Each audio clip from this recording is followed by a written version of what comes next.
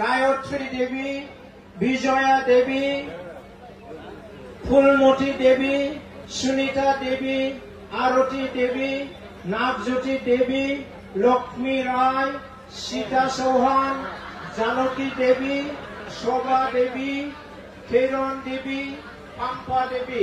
একেট হল বেংগলী ফেডাৰেশনৰ পৰা।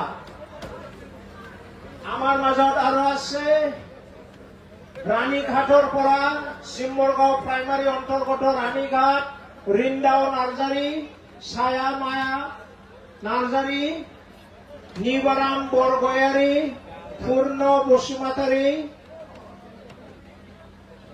আৰু খাৰগাঁও কোকৰাঝাৰৰ ফুলুং নাৰ্জাৰী এখেতসকলক শাৰীকৈ আহিবৰ কাৰণে মই অনুৰোধ কৰিলো।